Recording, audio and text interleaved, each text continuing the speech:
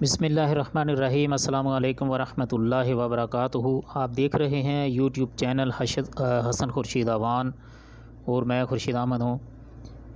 میری آج کی ویڈیو کا موضوع ہے کیا نظر برحق ہے۔ جیسا کہ ہمارے ہاں اکثر یہ باتیں مشہور ہیں کہ فلاں کو فلاں کی نظر لگ گئی، تو آج ہم قرآن اور حدیث کی روشنی میں یہ جاننے کی کوشش کریں گے کیا یہ بات صحیح ہے کہ کیا واقعی نظر لگ جاتی ہے، اور اگر نظر واقعی لگ جاتی ہے تو پھر اس کا علاج کیا ہے۔ بسم اللہ الرحمن الرحیم۔ رب اشرح لی صدری ویسر لی امری واحلل عقدۃ من لسانی یفقهوا قولی۔ رب زدنی علما رب زدنی علما رب زدنی علما۔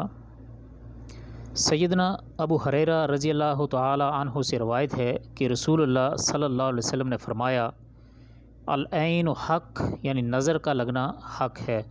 الصحیفہ الصحیحہ تصنیف حمام بن منبع 131، صحیح بخاری 5370 اور صحیح مسلم 2187، 5701، مصنف عبد الرزاق جلد 11-18، اور اسی طرح مسند احمد کی بھی یہ روایت میں موجود ہے، اور سب نے اس کی سند کو صحیح قرار دیا ہے۔ طریق آخر ابن ماجہ و سندہ صحیح و روا احمد، یعنی سب نے ہی اس کی سند کو صحیح قرار دیا ہے۔ سیدنا ابن عباس رضی اللہ تعالی عنہ سے روایت ہے کہ رسول اللہ صلی اللہ علیہ وسلم نے فرمایا، العین حق، نظر کا لگنا حق ہے۔ صحیح مسلم 2188 نمبر یہ حدیث ہے، اور 5702 نمبر پر بھی یہ حدیث موجود ہے۔ سیدنا حابس التمیمی رضی اللہ تعالی عنہ سے روایت ہے کہ رسول اللہ صلی اللہ علیہ وسلم نے فرمایا، والعین حق، اور نظر برحق ہے۔ سنن ترمذی، یہ ترمذی شریف کی حدیث ہے، اور اس کی سند حسن ہے۔ مسند احمد میں بھی یہ روایت موجود ہے۔ حیہ بن حابس صدوق اس اوسقہ، یعنی ابن حبان و ابن خزیمہ کما یظہر من اتحاف المہرہ، وروی و روا ان یحییٰ بن ابی کثیر وہو لا یروی الا ان ثقہ عندہ۔ سیدہ اسماء بنت امیس رضی اللہ تعالی عنہ سے روایت ہے کہ میں نے کہا، اے اللہ کے رسول، بنو جعفر یعنی جعفر بن طیار رضی اللہ عنہ تعالیٰ کے بچوں کو نظر لگ جاتی ہے، تو کیا میں ان کو دم کروں؟ تو آپ صلی اللہ علیہ وسلم نے فرمایا، نعم ولو کان شیء یسبق القدر لسبقتہ العین، جی ہاں، اور اگر کوئی چیز تقدیر پر سبقت لے جاتی تو وہ نظر ہوتی۔ السنن الکبریٰ، اور اسی طرح اس کی سند صحیح ہے۔ سنن ترمذی میں بھی یہ روایت موجود ہے۔ وقال حسن صحیح وللحدیث شاہد صحیح فی صحیح مسلم۔ صحیح مسلم میں یہ حدیث 2198 نمبر پر ہے۔ یعنی سیدہ عائشہ رضی اللہ تعالی عنہا سے روایت ہے کہ نبی صلی اللہ علیہ وسلم نے مجھے حکم دیا کہ نظر کا دم کرو۔ صحیح بخاری 5738 اور صحیح مسلم 2195، 5720 اور 5722 نمبر پر یہ حدیث حضرت عائشہ صدیقہ رضی اللہ تعالی عنہا سے موجود ہے۔ سیدنا انس بن مالک رضی اللہ تعالی عنہ سے روایت ہے کہ رسول اللہ صلی اللہ علیہ وسلم نے نظر کے علاج کے لیے دم کی اجازت دی ہے۔ یہ حدیث صحیح مسلم کی 219 اور 5723 نمبر پر موجود ہے۔ سیدہ ام سلمہ رضی اللہ تعالی عنہ سے روایت ہے کہ نبی صلی اللہ علیہ وآلہ وسلم نے ایک لڑکی کے بارے میں فرمایا، استرقوا لہا فإن بہا لنظر، اسے دم کرواؤ کیونکہ اسے نظر لگی ہے۔ صحیح بخاری 5739 اور صحیح مسلم 2197 اور 5725۔ سیدنا جابر بن عبداللہ الانصاری رضی اللہ تعالی عنہ کی بیان کردہ ایک حدیث کا خلاصہ یہ ہے کہ نبی کریم صلی اللہ علیہ وسلم نے نظر لگ جانے پر دم کی اجازت دی ہے۔ اس بارے میں یہ حدیث دیکھنی ہو تو دیکھیے صحیح مسلم 2198 اور 5572۔ سیدنا بریدہ بن الحصیب رضی اللہ تعالی عنہ نے فرمایا کہ دم صرف نظر یا ڈسے جانے کے لیے ہے۔ صحیح مسلم۔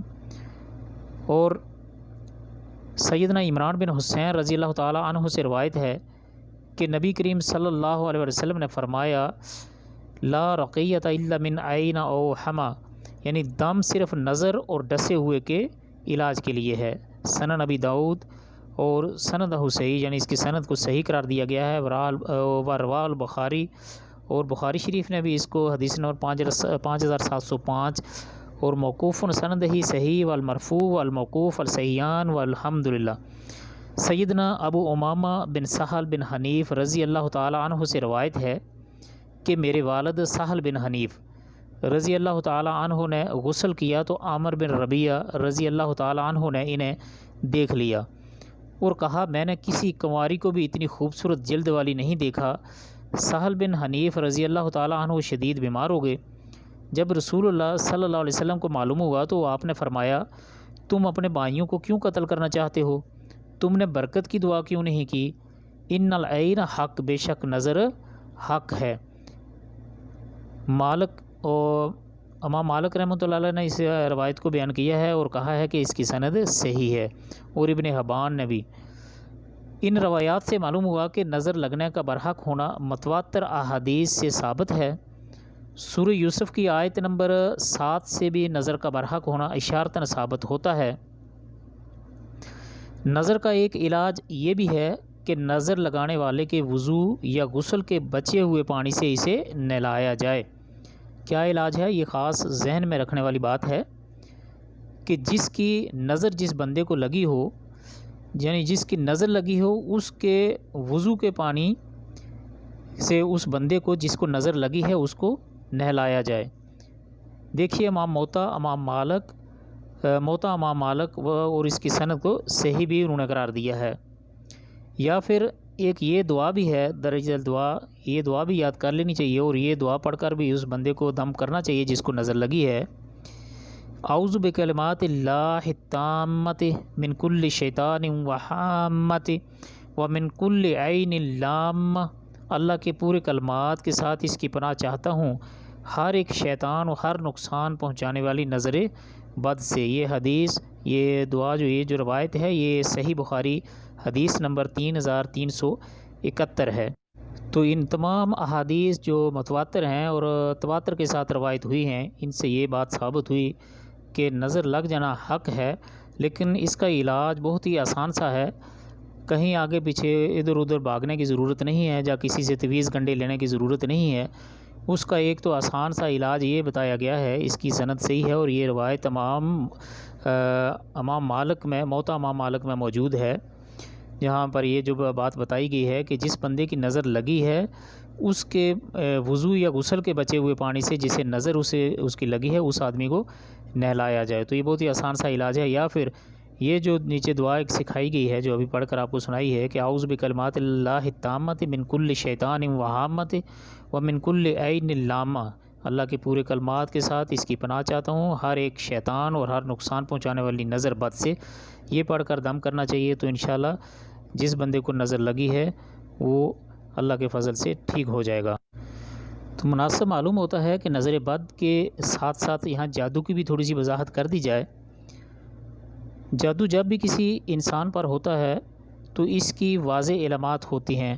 ایک بات ذہن نشین رکھنے والی ہے کہ نظر بد، نظر دو طریقوں سے لگ جاتی ہے۔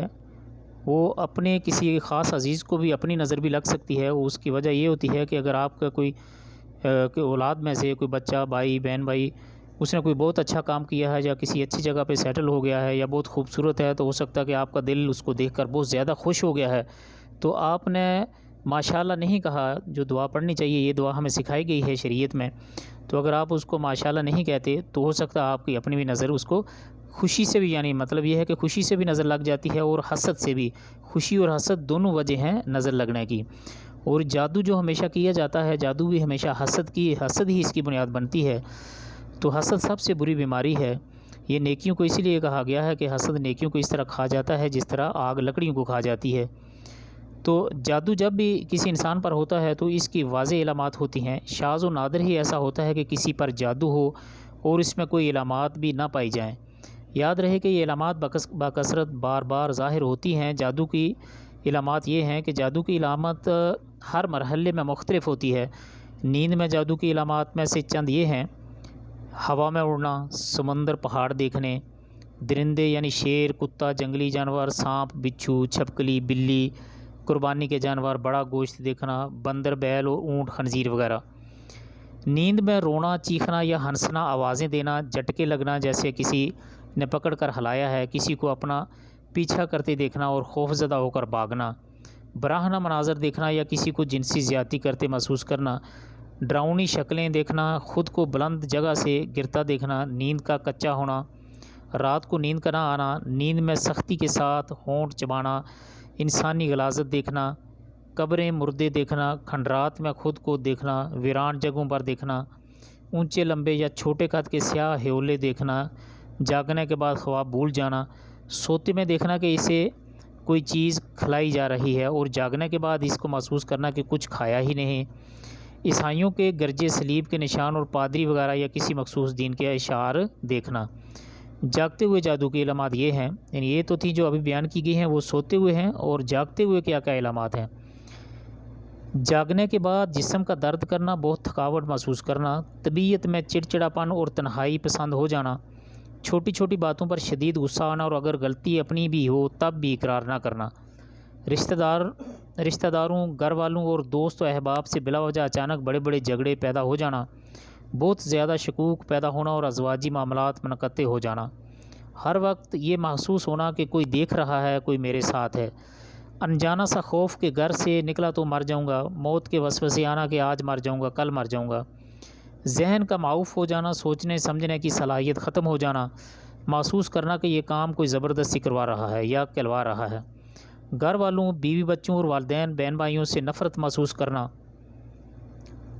سر، سینے، کمر کے نچلے حصے یا کندھوں میں دباؤ، بوجھ اور درد محسوس ہونا، جسم کے کسی ایک حصے میں عموماً سر یا معدے میں مستقل درد رہنا اور دوائی سے افاقہ نہ ہونا اور متلی ہونا یا قے آنے کا احساس ہونا لیکن نہ آنا، پاؤں کے ایڑیوں اور پنڈلیوں میں درد رہنا، آنکھوں میں تیز چمک کا پیدا ہونا، سانس لینے میں تنگی ہونا اور دل کی دھڑکن کا تیز ہونا، سستی کا عادی ہو جانا، بکثرت جمائیاں آنا، بہت زیادہ بھولنا اور بکثرت نیند کا آنا، نماز، قرآن، اذان وغیرہ سے کراہت، تنگی محسوس ہونا اور دین کے بارے کفریہ خیالات آنا، مسجد جانے سے گھبرانا، دل کا تنگ پڑنا، بیت الخلاء میں دیر تک ٹھہرنا اور گناہوں کی جانب شدت سے لپکنا، بلا وجہ رونے کا دل کرنا، گھر میں دل نہ لگنا، بے چین رہنا، ایسا محسوس ہونا کہ کوئی آوازیں دے رہا ہے، جسم میں کٹ لگنا، خون کے چھینٹے گرنا، جسم پر بال نظر آنا، بالوں اور کپڑوں کا کٹنا، آنکھوں کے سامنے داغے، بال، سانپ وغیرہ نظر آنا، بہت سخت بدبو کا محسوس ہونا، منہ سے یا جسم سے پیٹ میں بہت زیادہ گیس کا ہونا، کاروبار کا اچانک بند ہو جانا، بعض لوگوں کے چہرے برے نظر آنا، ان کے دیکھتے ہی نفرت کے جذبات پیدا ہونا یا کسی ایک شخص کی نہ چاہتے ہوئے بھی بے دام غلامی، رشتوں کا آنا لیکن بلا سبب بات ٹوٹ جانا، ایام میں بے ربطگی ہونا، یہ عورتوں کے حساب سے ہے، ایسا محسوس ہونا کہ کسی نے سوئی چبوئی ہے، اس کی تکلیف کا محسوس کرنا یا یوں لگنا جیسے کسی نے سر میں کوئی ٹھنڈی باریک نوکیلی چیز داخل کر دی ہے۔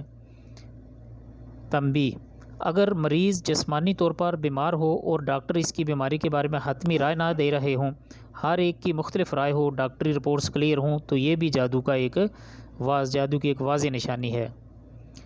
کبھی مریض میں ان علامات میں سے کوئی علامت بھی نہیں پائی جاتی اور یہ شاذ و نادر ہی ہوتا ہے، اس سے ایسے شخص کی علامت دم کے درمیان زیادہ واضح ہوتی ہے۔ دم کے درمیان علامات: دم کرنے والے کے چہرے کو بدنما دیکھنا یا اس سے خوف کھانا یا مزاح کا خیز صورت میں دیکھنا، دم کے درمیان جسم میں چیونٹیاں چلتی محسوس ہونا، شدت سے رونا یا کہکے لگانے کو دل کرنا، بہت زیادہ بے چینی، شدید غصہ اور اٹھ کر بھاگ جانے کو دل کرنا، دم کے درمیان شدید نیند کا آنا، جسم کے عموم پیٹ اور چہرے کا پھولا ہوا محسوس ہونا، بازو، ٹانگ وغیرہ کا سختی سے اکڑنا، کندھے اور سر میں شدید بوجھ محسوس کرنا، معدے میں درد محسوس کرنا جیسے کوئی چیز گیند کی شکل میں گھوم رہی ہے، غیر ارادی طور پر تیزی سے حرکات کرنا، جسم کا گرم ہونا، دم کے بعد یوں لگنا کہ کسی نے سارے جسم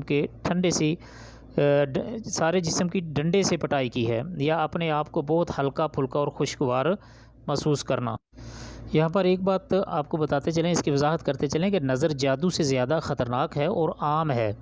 جادو اور نظر کی اکثر علامات ملتی جلتی ہیں، ہاں بعض علامات سے پہچانا جا سکتا ہے کہ یہ جادو نہیں، نظر ہے۔ نظر یا تو کسی کے حسد کی وجہ سے لگتی ہے، جیسا کہ پہلے میں نے بتایا، یا پھر تعجب کی یعنی خوشی کی۔ یاد رہے تعجب کی نظر ماں باپ کی بھی لگ جاتی ہے، یعنی والدین بھی اگر بچوں کو دعا نہ دیں تو بچے ان کی نظر کے بھی شکار ہو جاتے ہیں۔ دعا کی یہ ہے کہ جب بھی بچوں سے ملیں، ان کا کوئی اچھا کام دیکھیں تو انہیں ماشاءاللہ کہیں۔ مجھے یاد ہے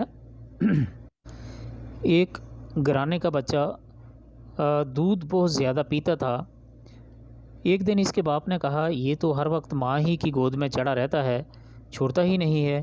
اسی لمحے وہ بچہ ساکت ہو گیا، ہسپتال لے کر گئے لیکن بچہ کچھ دیر کے بعد فوت ہو گیا، اور اس بچے کی ماں کا علاج کرتے ہوئے 3 ماہ ہو چکے تھے۔ جن لوگوں کی نظر لگتی ہے، یعنی اس بچے کو اس کے باپ کی ہی نظر لگ گئی۔